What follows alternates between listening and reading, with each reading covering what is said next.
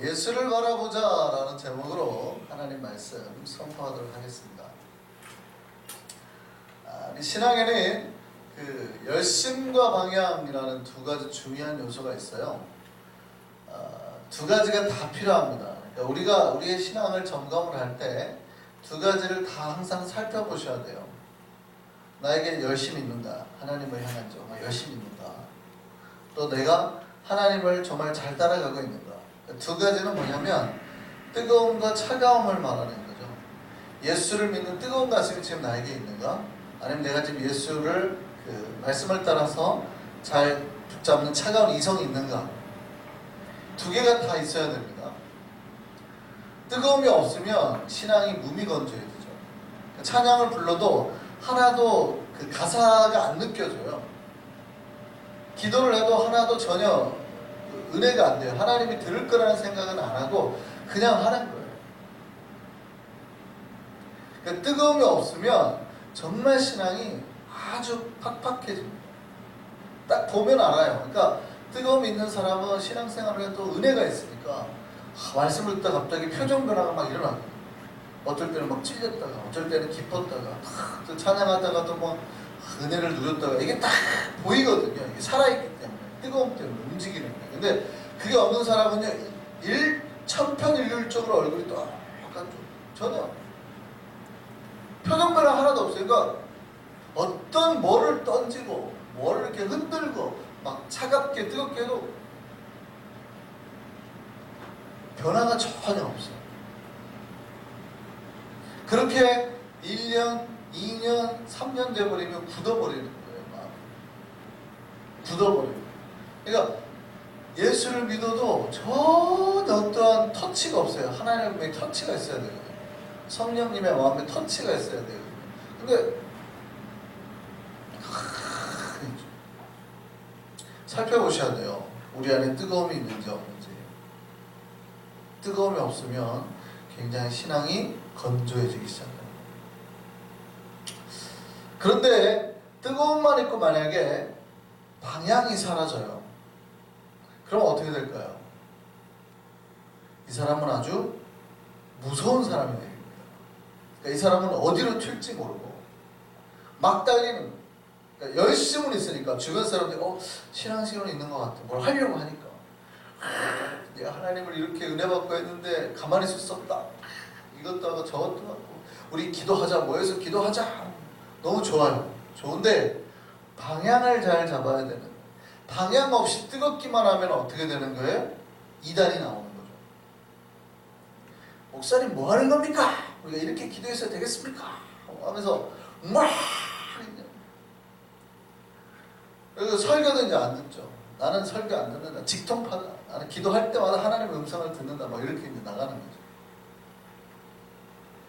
여러분, 두 개가 다 필요한 거예요. 신앙에는 하나님을 믿을 때는 뜨거움, 열심, 열정, 이 첫 번째가 필요하고 두 번째는 말씀, 방향, 이게 꼭 필요한 거예요. 여러분의 신앙을 점검하려 할 때 이 두 가지가 있는지를 살펴봐야 돼요. 나는 정말 뜨거움이 있는가? 그리고 하나님의 말씀의 방향대로 잘 가고 있는가? 이 두 가지가 다 우리에게 있기를 소망합니다. 자, 두 개가 다 필요한데, 그런데 선호를 따지려면 뜨거움과 또 차가움 속에 뭐가 먼저 있어야 될까요? 여러분, 뭐가 먼저 있어야 될까요? 새 가족은 뜨거움이 먼저 보통 생기죠. 사실은 이게 뜨거움이 먼저 있어야지 교회로 오게 되는 거예요. 그 다음에 이제 말씀 가운데 방향을 정립을 하게 되는 건 맞는데, 특이하게 신앙은 그러긴 하는데, 우리가 선후 관계를 따지려고 하면요 사실은 방향이 먼저입니다. 우리가 뭔가를 움직이려고 할 때 방향을 먼저 잡고 움직이셔야 되는 거예요. 그러니까 여러분 정도 되면 새 가족한테는 이런 얘기를 해도 어차피 못 알아들어요. 방향이 뭔지를 몰라요. 그러니까 그냥 막연한 방향에 두루뭉술하게만 가지고 있지 정말 내가 어느 쪽으로 가야 된다는 걸 배워본 적이 없으니까 뭐 예수가 누군지를 제대로 알지 못하기 때문에 새 가져가기는 아예 이런 말 자체가 의미가 없어요. 그런데 우리 정도 이제 신앙생활을 꾸준히 하신 분들에게는 무슨 얘기인지 아세요? 여러분, 신앙생활을 할 때 중요한 거는요, 둘 다 중요하지만 선후관계로 따지자 그러면 반드시 방향을 먼저 잡아야 되는 거예요.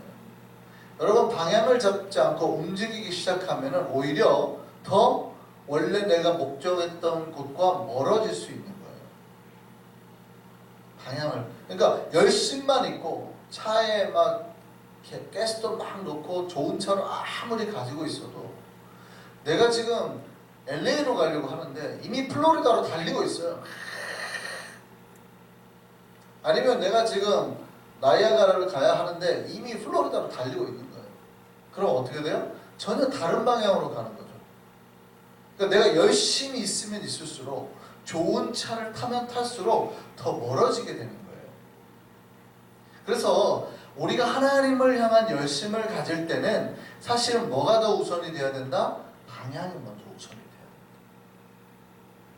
그 방향을 잘 정하고 있는지를 살펴보셔야 돼요. 여러분 삶의 방향이 어디로 있어야 된다고요? 딱 하나님께. 오늘 예수를 바라보라라고 말합니다. 예수를 바라보라. 예수를 바라보라는 말은 신앙의 방향을 예수로 바로 잡아놓으라라는 말이죠. 우리가 신앙생활하는 기준이 예수여야 한다는 말입니다. 우리가 교회를 선택하는 기준이 예수여야 한다는 말입니다. 여러분이 예수님 때문에 여러분의 인생의 모든 삶의 방향과 의미와 목적이 정해져야 한다는 겁니다. 어떤 사람들은 신앙생활의 기준, 교회를 선택하는 기준이 예수가 아닌 경우가 있어요. 큰 건물인 경우가 있어요. 그러니까 자기 정도의 수준의 사람이라면 천정이 높은 건물 정도에 있어줘야 된다는 거예요. 그리고 굉장히 좋은 소파 같은 의자에 앉아줘야 된다는 거죠.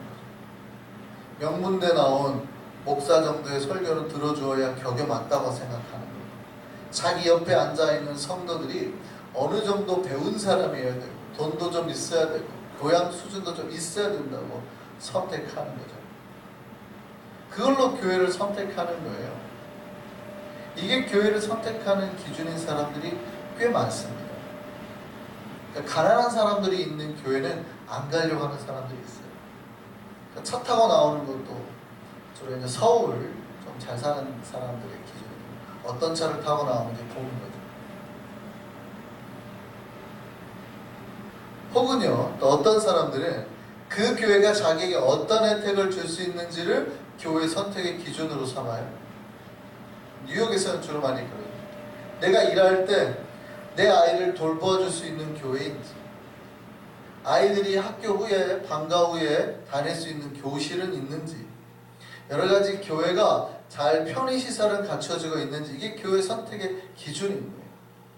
여러분, 편이라는 말이 무슨 말이냐면 형편이나 조건 따위가 편하고 좋음이라는 사전적인 의미가 있어요.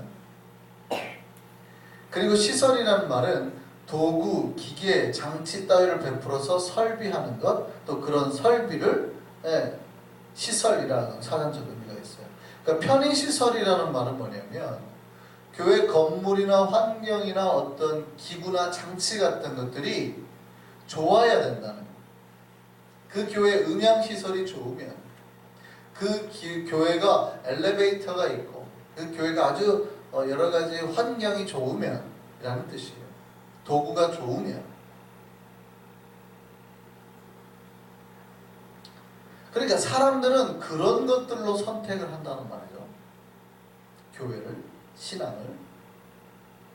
그런데요, 그런 것들은 뭐를 줄 수는 있어요? 편함을 줄 수는 있죠. 그러니까 의자가 비싸고 좋으면 여러분에게 뭐를 줄 수는 있어요? 편안함을 줄 수는 있어요. 엘리베이터가 있으면 뭐를 줄 수는 있어요? 성도들에게 편함을 줄 수는 있어요. 계단을 올라가는 것은 불편한 거예요. 이렇게 소리가 좀 나고 이러면 불편하죠. 그 소리 안 나는 시스템을 딱 갖추고 있으면 우리에게 뭐를 줘요? 편한 거예요. 근데 이게 교회를 선택하는 기준이 될 수 있습니까? 그런 것들은 편함을 줄 수는 있지만 예수를 만나게 할 수는 없는 겁니다. 여러분들이 앉아있을 때 그런 의자가 여러분의 허리를 편안하게 할 줄은 모르지만 영혼의 평안함을 가져다 줄 수는 없는 거거든요. 그러니까 정확하게 말하면 그런 거는 절대 교회나 신앙을 선택하는 기준이 될 수 없는 겁니다. 신앙의 가장 우선순위는 예수여야 돼요. 여러분이 교회를 와서 교회를 선택하는 기준은 예수여야 됩니다. 가장 먼저 기준으로 삼아야 되는 것은 예수입니다. 이 교회는 예수가 있느냐에 대한 질문에 예스라고 답할 수 있다면 되는 거예요. 비록 의자는 불편해도 여러 시설이 나빠도 그 교회 가면 예수를 만날 수 있다? 그러면 예스예요. 그럼 좋은 교회예요. 그런데 아무리 시설이 좋고 해도 예수가 없다? 그러면 나쁜 교회예요. 가면 안 돼요. 겉만 번지르한 교회죠. 깡통만 남아있는. 근데 진짜 깡통 교회 한번 제가 소개해드린 적 있죠. 전주에 가면 안디옥 교회라고 제가 자주 갔던 교회, 제가 거기서 선교 훈련도 받고 했던 교회입니다. 거기 가면 아마 여러분들은 기가 막혀가지고 입도 쩍 벌어요. 그런 교회는 가고 싶지도 않을 거예요. 교회가 깡통 절반 잘라놓은 것처럼 생겼어요. 그러니까 양철대기로 판자로 붙여놨어요. 물론 그 깡통은 꽤 큽니다. 저희 예배당 2배 정도 사이즈 되는 만큼 커요. 그리고 길어요. 굉장히 길어요. 아주 길어요. 그게 무슨 얘기냐면 여름에는 엄청 더워요. 얇으니까. 겨울에는요 엄청 추워요. 근데 그 교회 목사님이 고집이 있어요. 교회 모든 돈은 선교를 해야 된다고 해외 선교에 다 보내버려요. 목사님이 고집이 있어가지고 예배당에 에어컨과 히터가 없어요. 교인이 8,000명. 예배당에 히터하고 에어컨을 안 넣어준다고요. 그러면 교인들이 컴플레인 할까요? 안 할까요? 왜 하는 사람이 없겠어요. 다 안 하겠어요. 근데 목사님 고집이 그러려면 나가라는 거야. 그런 교회 찾아가라는 거야. 그리고 겨울에 어떻게 히팅을 하는지 아세요? 석탄 난로 이렇게 떼가지고 그거 떼서.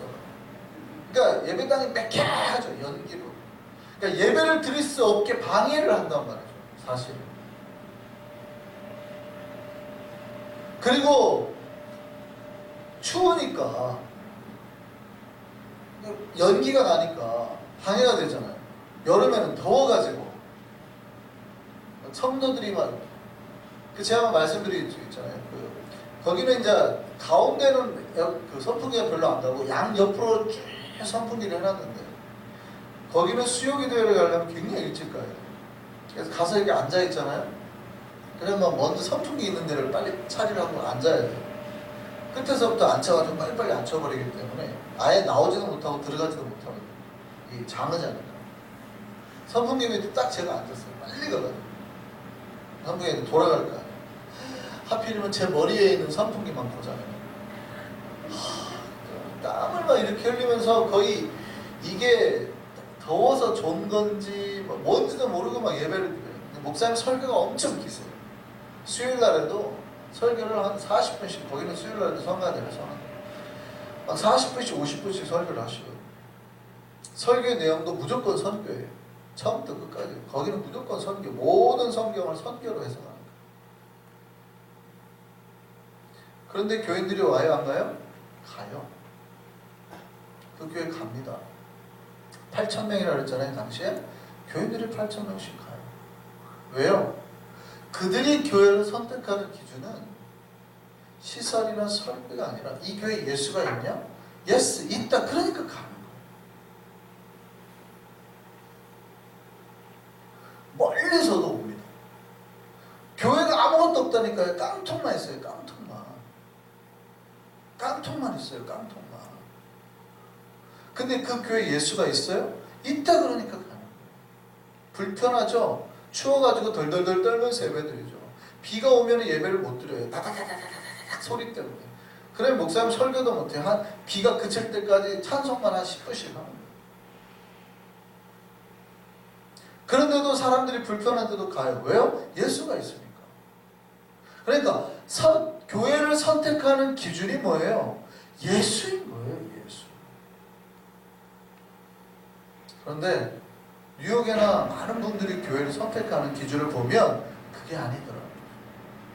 우리 아이에게 한글을 가르쳐 줄 수 있는 거, 내가 일하는 동안에 우리 아이들을 케어해 줄 수 있는 거, 아니면 내가 앉았을 때 내 품위가 손상되지 않을 만큼 높은 지붕에 천장에 커피숍 하나 딸린 좋은 소파 있고 음향시설이 잘 갖춘, 꽤 공부를 잘하거나 아니면 줄리어드 같은 애들이 와가지고 쫙 있는 그런 게 교회를 선택하는 기준이 되는 거예요. 근데 만약에 그런 걸 선택하고 사람들이 앉아있다고 생각해 보세요. 그러니까 다 그런 사람들만 모여서 앉아있잖아요. 사람들은 늘어나지만. 그러면 그 교회 안에 믿음이 있어요? 없어요? 그 교회 안에 믿음이 있어요? 없어요? 예수를 보고 앉아있는 게 아니잖아요. 편함이나 조건이나 시설이나 환경을 보고 앉아있잖아요. 예수가 있어요?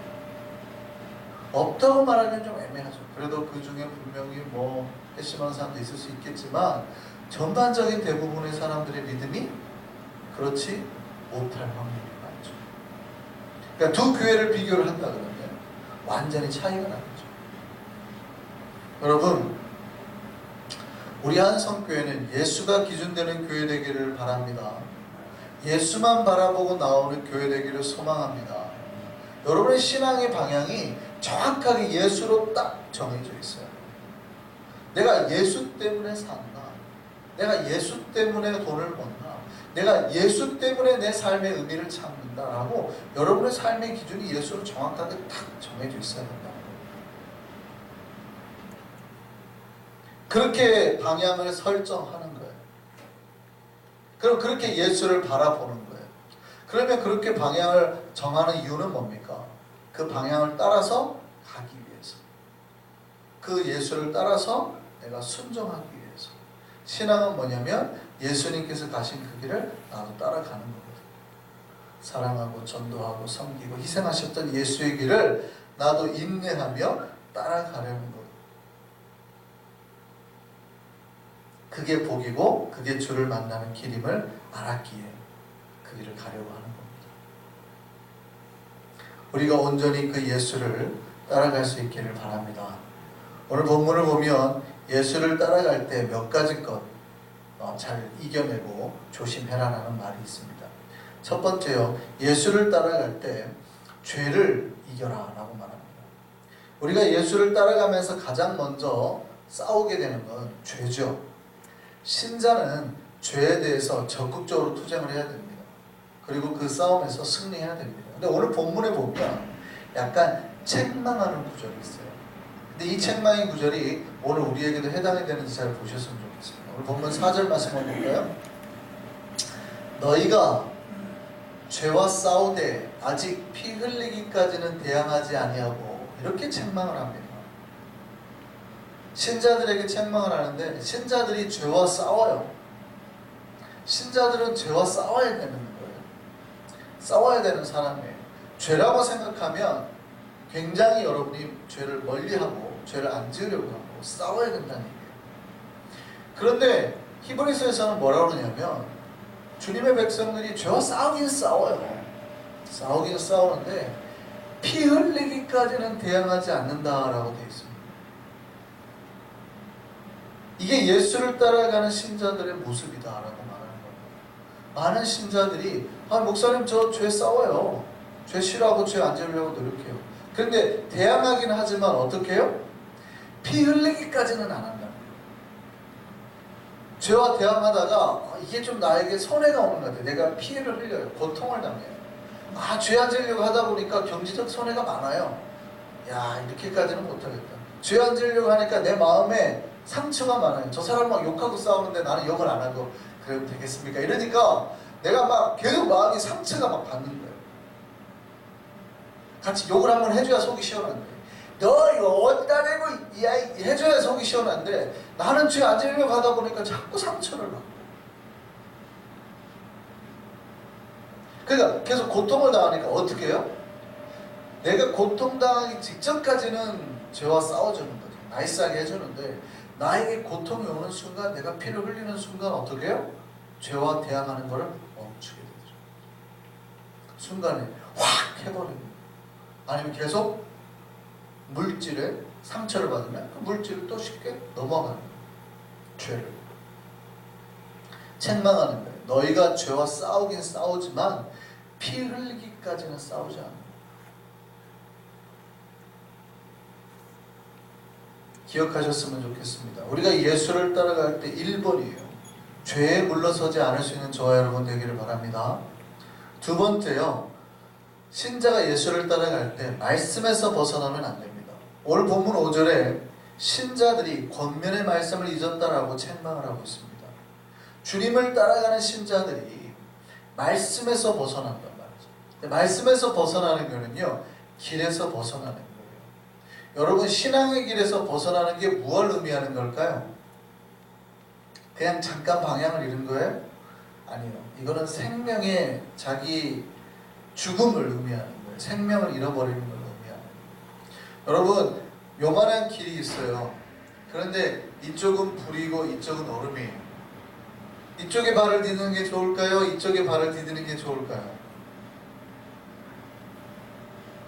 양쪽 다 디디시면 안 되는 거예요.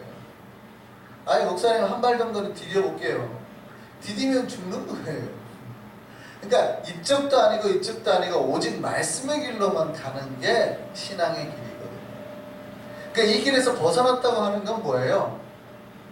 목사님 그냥 갔다가 다시 돌아올게요. 갔다가 돌아오는 게 아니라 돌아오더라도 화상을 엄청 입든지 동상을 입든지 충격적인 데미지를 입을 수밖에 없는 거예요. 스티브 도나유가 사막을 건너는 6가지 방법이라는 책을 썼습니다. 그 사막을 성공적으로 잘 건너는 첫 번째 방법은 뭔지 아세요? 사막에서는 절대 지도를 따라가지 말고 나침판을 따라가는 거예요. 사막에서 지도를 따라가면 어떻게 될까요? 지도를 어떻게 따라가요? 사막에 보이는 게 없는데 지도를 어떻게 따라가요? 요 언덕을 넘어가면 될 것 같다고 그 언덕 넘어간다고 있어요? 사막은 지도를 따라가는 게 아니라 나침판을 따라가는 거거든요. 우리가 인생이라는 사망을 성공적으로 건너가기 위해서는 자기가 가지고 있는, 자기가 소유하고 있는 맵을 따라가는 게 아니에요. 내 인생 이렇게 살고 내가 그리고 있는 뭐 로드맵 같은 게 있잖아요. 그거를 따라가는 게 아니에요. 내가 그 길을 가봤어요? 가본 적이 없죠. 그래서 잘 사는 게 아니라 주님께 보여주신 말씀의 나침반을 따라서 방향을 따라서 살아가는 거예요. 물론 이 방향 속에서 내 길과 계획을 맞춰서 가는 거지만 내가 생각하는 맵대로 가면은 죽어요. 내가 생각하는 맵대로 가는 게 아니라 주님이 보여주신 그 방향을 따라서 가야 되는 거예요. 그게 말씀이란 말이죠. 우리가 예수 따라갈 때 오직 말씀 잊지 않고 말씀 따라 살 수 있는 저와 여러분 되기를 바랍니다. 세 번째요. 특히 우리가 예수를 따라갈 때 오늘 본문에서 특별히 강조하고 있는 게 있습니다. 우리가 주님을 따라갈 때 주님께서 잘한다 해주면 기분이 좋겠죠. 우리가 예수를 따라갈 때 격려를 해주면 좋잖아요. 특히 이제 미국에 오래 사시는 분들, 우리 아이들만 봐도 한국은 동양은 좀 이렇게 칭찬과 이 책망이 굉장히 딱 구분이 되죠. 그러니까 두 가지를 다 씁니다. 잘할 때는 굉장히 잘한다고, 못할 때는 세게 혼내는 게 동양적 교육법이잖아요. 그런데 이제 서구에 와서 우리가 익숙해지면 뭐에 굉장히 익숙하냐면 칭찬에는 굉장히 익숙해요. 해주면 굉장히 기분이 좋아요. 근데 뭐에 이제 불편해요? 책망이라는 거에 굉장히 불편해진다는 걸 제가 느낍니다. 뉴욕에 와서 제가 보니까 이렇게 누군가에게 불편해한 말은 아예 어렸을 때부터 이 아이들은 학교에서부터 하지 말라고 배웁니다. 그러니까 책망이라는 것을 듣기 시작하면 불편해집니다. 책망보다는 칭찬을 돌려서 자꾸 해줘서 아이들을 이렇게 가르치라고 하죠. 네, 성경은 그렇게 가르치고 있지는 않습니다. 성경은 오히려 우리에게 책망하십니다. 하나님께서 우리를 가르치는 방법이 있는데 때로는 우리에게 꾸지람도 하고 징계도 하신다는 거예요. 혼낸다는 거죠. 우리가 예수를 믿을 때 실수하거나 물론 잘못했을 때겠죠.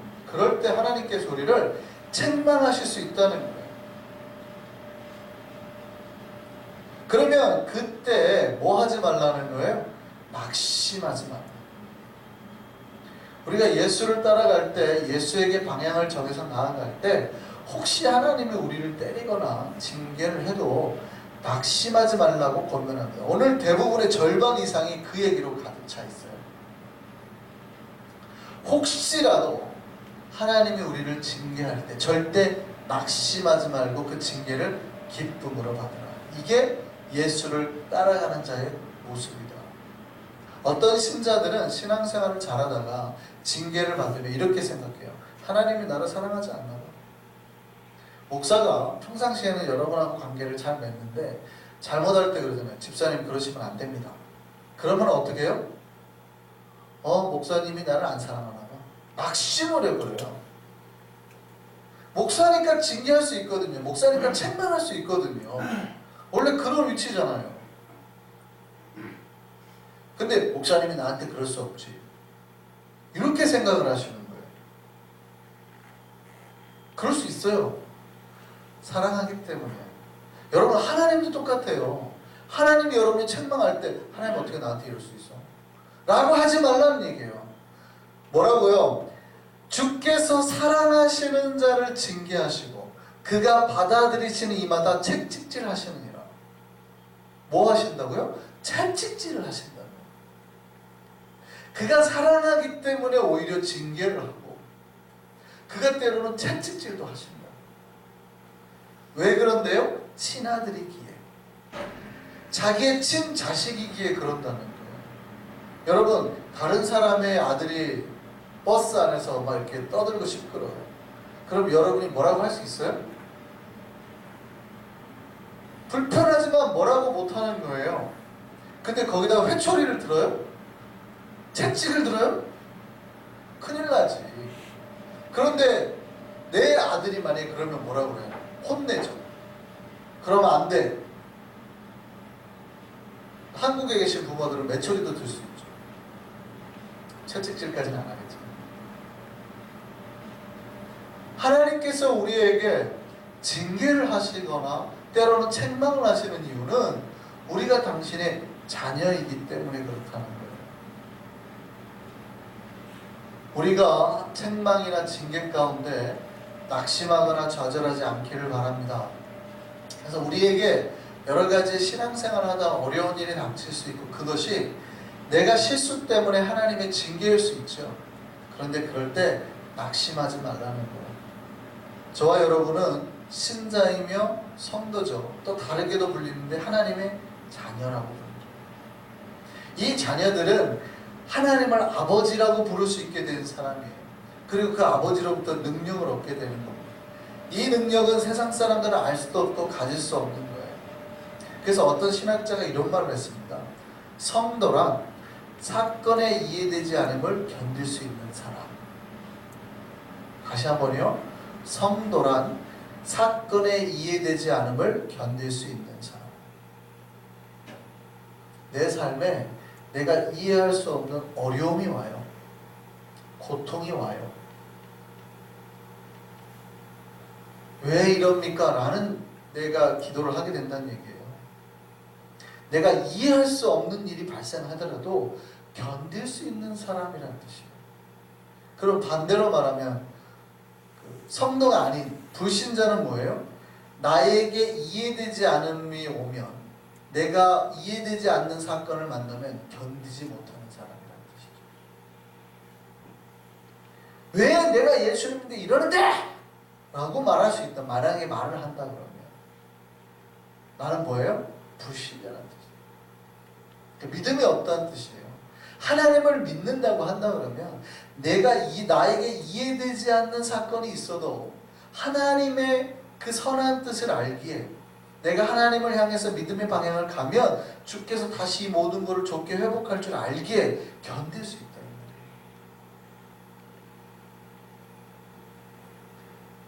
예수만을 바라보고 가는 신자는 어떠한 절망의 상황에서도 낙심하지 않고 그 상황을 견디고 승리하게 될 줄 믿습니다. 오늘날 교회가 이런 능력이 있어요.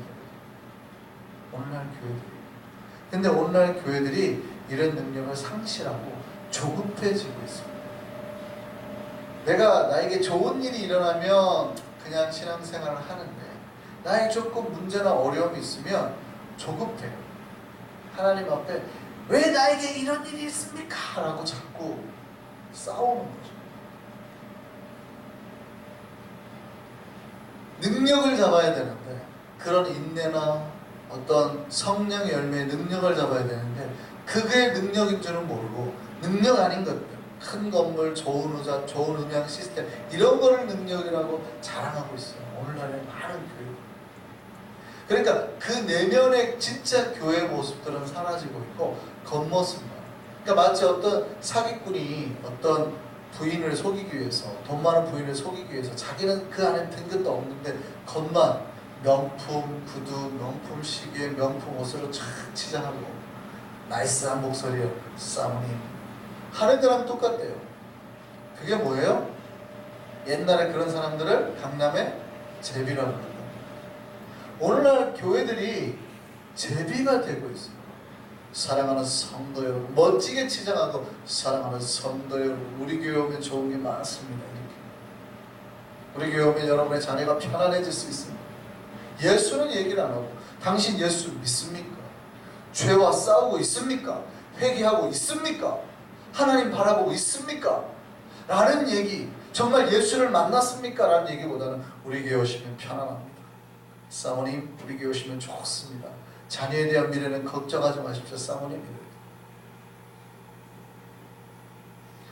능력을 상실해 가고 있어요. 자기가 어떤 교회인지를 잃어버리고 있다. 우리 교회가 어떤 능력을 받았는지, 원래 하나님으로 받은 능력은 다 상실해버려요. 신학자 마이클 그리피스가 이렇게 말했습니다. 오늘날 교회는 기억상실증에 걸린 신데렐라다. 무슨 얘기입니까? 신데렐라가 뭐를 잃어버렸어요? 구두를 잃어버렸잖아요. 자기 유리구두를 잃어버렸잖아요. 그러면 마지막 유리구두를 자기 앞에 딱 가지고 오는 순간 뭐가 있어요? 이 구두를 신기만 하면 이제 뭐가 돼요? 공주가 되는 겁니다. 그러니까 이 구두를 신기만 하면 이게 내 거라는 것을 기억해내야 되는 거예요. 이 구두를 신기만 하면 이제 왕비가 되는 거예요. 그러면 모든 성과 나라가 자기 게 되는 건데, 오늘날 교회들이 다 기억상실증 걸린 신데렐라 같다. 구두를 봤는데도 이게 뭐였지? 신기만 하면 되는데 교회들이 다 기억상실증 걸린, 이게 뭐지? 왜 목사님이 나한테 이 구두를 가지고 왔지? 이거 뭐 나보고 이거 뭐 신으라는 건가? 주인 찾아주라는 건가? 뭐 하고 있더라는 거죠. 그러니까 오늘날 교회들이 자기가 어떤 능력을 가지고 어떤 복을 받아야 될 존재인지를 잃어버리고 모르고 깨닫지 못하고 다 기억상실증에 걸린 신데렐라처럼 멍하고 있더라고요. 내가 어떤 존재인지를 잃어버렸어요. 내가 무엇을 바라보고 살아야 되는 존재인지를 잃어버렸단 말이죠. 우리 한성교회는 그 기억, 복의 기억, 은혜의 기억을 잊지 않고 살아가는 성도들 되기를 바랍니다. 예수의 기억으로 예수만 바라보고 살아가는 우리가 됐으면 좋겠습니다. 그래야 해서 그 예수로 인하여서 삶의 어떤 고통도 이겨낼 수 있고, 고통이 예수를 잊지 않게 만들 수 있는 우리가 되었으면 좋겠습니다. 예수를 바라보면 주님께서도 우리를 잊지 않으실 거고, 예수를 바라보면 주님께서 끊임없이 우리에게 은혜와 복으로 채워주실 겁니다. 그 믿음의 길을 갈 수 있는 우리 일성교회 한성의 백성들 되기를 소망합니다. 기도하겠습니다.